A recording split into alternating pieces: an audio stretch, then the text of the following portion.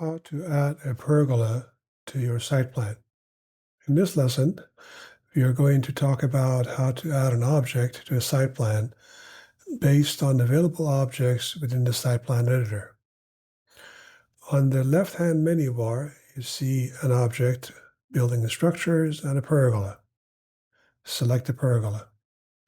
Select an area where you want to add the pergola in. We're going to use this section. You basically are going to trace an area that you would want to have this pergola at.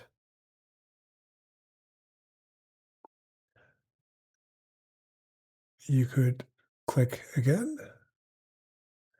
and make adjustments as you wish. You basically are tracing on the latest picture of the project plan itself, right? Once the pergola is in the right location, you will go and select, you see on the right-hand side, the pergola. You can name it whatever you want. You can call it new pergola, so it appears on the site plan as such. You can select it if it is louvered, sky view, or solid,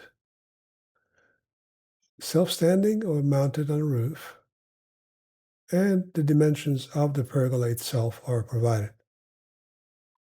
You can also further define setbacks to it.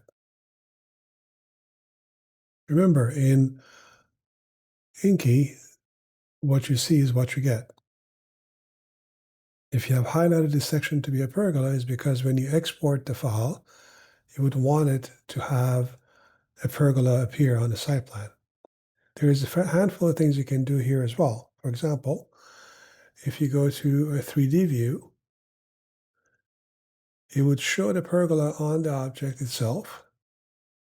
You can turn and you see the pergola object. And as you manage it, you can also do simulations to find out if this is actually helping with the shade or not, right? And many other features that are available to you. Once you have a pergola added to the object, remember, this one is called new pergola. These objects can be used within the InQuest AI platform to manipulate and request additional data. That's how you add new pergola.